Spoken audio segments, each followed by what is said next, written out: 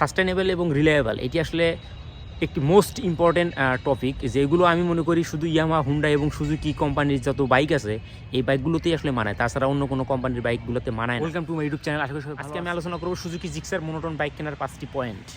এই বাইকটি 2 লাখ টাকার মধ্যে আমি মনে করি বর্তমানে বাংলাদেশে যত বাইক আছে তার মধ্যে সবচেয়ে ভালো, কারণ এই বাইক 2 লাখ টাকার মধ্যে এই বাইকটিতে যে কনফিগারেশন সুজুকি জিক্সার মোনোটোন দিয়েছে, আমি মনে করি যে আমরা সুজুকি জিক্সার মোনোটোনের মধ্যে যে কনফিগারেশনটা পাবো 2 লাখ টাকার মধ্যে, তো এটি আসলে ইয়ামাহা এবং হুন্ডার মধ্যে আসলে আশা করা যায় না। আর তাছাড়া অন্যান্য ব্র্যান্ডের 125 সিসি বাইকের প্রাইস প্রায় 2 লক্ষ টাকার কাছাকাছি। তো সেই দিক দিয়ে আমি মনে করি যে 2 লক্ষ টাকার মধ্যে সুজুকি জিক্সার মোনোটোন এই বাইকটি আসলে ভ্যালু ফর মানি। তবে কোম্পানি আসলে ব্র্যান্ডের এই সিগমেন্টের মধ্যে অন্য ব্র্যান্ডের বাইক কিনতে গেলে দেখা যাচ্ছে যে 2 লক্ষ টাকার অনেক বেশি পড়ে যাবে। তো আমি সেই দিক দিয়ে মনে করি যে 2 লক্ষ টাকার মধ্যে এই বাইক আমার কাছে অনেক সেরা। পয়েন্ট নাম্বার 2, লুকের দিক দিয়ে এই বাইকটি জাস্ট ওয়াও। এই রেঞ্জের মধ্যে মোস্ট গুড লুকিং বাইক। নেগেড স্পোর্টের মধ্যে এর চাইতে অনেক ভালো বাইক আছে, বাট আপনি এই রেঞ্জের মধ্যে যদি চিন্তা ভাবনা করেন তাহলে এইটাই হচ্ছে বেস্ট আমি মনে করি, কারণ এইরকম নেগেড স্পোর্ট মডেলের বাইক এই টাকার 2 লক্ষ টাকার মধ্যে পাওয়া অসম্ভব। পয়েন্ট নাম্বার 3, এই বাইক থেকে দুর্দান্ত কন্ট্রোলিং পাওয়া যায়। এই বাইকটির সামনে ইউজ করা হয়েছে 100/90 সেকশনের টিউবলেস টায়ার এবং পিছনে ইউজ করা হয়েছে 140/60 সেকশনের টিউবলেস টায়ার।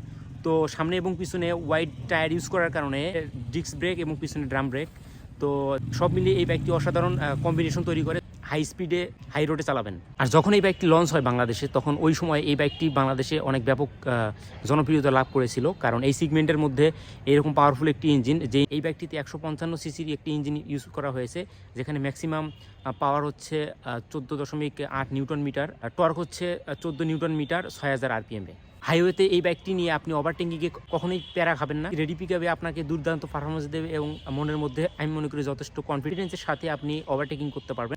এই বাইকটিতে সিটিতে পাবেন হচ্ছে 40 থেকে 45 পার লিটার মাইলেজ, এবং আপনি হাইওয়েতে পাবেন 50 থেকে 55। আসলে এর মাইলেজ ডিপেন্ড করে হচ্ছে রাইডিং স্টাইলের উপরে। তো এখানে দেখা যাচ্ছে যে আপনি যদি বেশি আরপিএমে কম স্পিডে যান তাহলে অবশ্যই আপনার মাইলেজ ড্রপ খাবেন। তো সেই ক্ষেত্রে আসলে অবশ্যই বলা যায় যে বাইকের মাইলেজ আসলে ডিপেন্ড করে রাইডিং স্টাইলের উপর। আর এই বাইকটি ব্রেকিং অসাধারণ, যদিও এই বাইকটি ডাবল ডিস্ক পাওয়া যায় না। এটি 2019-এর পর থেকে আসলে আর ডাবল ডিস্ক পাওয়া যায় না, যদিও এই বাইকটি হচ্ছে সিঙ্গেল ডিস্ক হওয়া সত্ত্বেও এই বাইক থেকে আপনারা পাবেন অসাধারণ কনফিডেন্স ব্রেকিং। পয়েন্ট নাম্বার 4, এই বাইকটি কার্বোরেটর হওয়া সত্ত্বেও এই বাইক থেকে পাওয়া যায় অসাধারণ মাইলেজ। আপনারা 40 থেকে 45 পাবেন সিটিতে এবং 45 থেকে 50 পাবেন হাইওয়ে।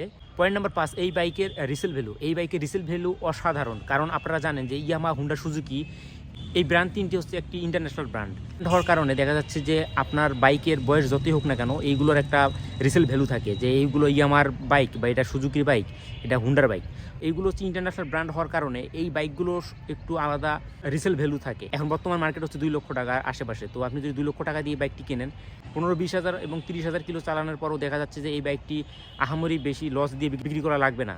যেমন আপনারা হতে পারে 1,70,000, 1,60,000 অ্যারাউন্ড এইরকম। তো অবশ্যই ভালো থাকবেন, সুস্থ থাকবেন, অবশ্যই আমার চ্যানেলটি সাবস্ক্রাইব করবেন এবং বেল বাটনের নোটিফিকেশনটি অল করে রাখবেন।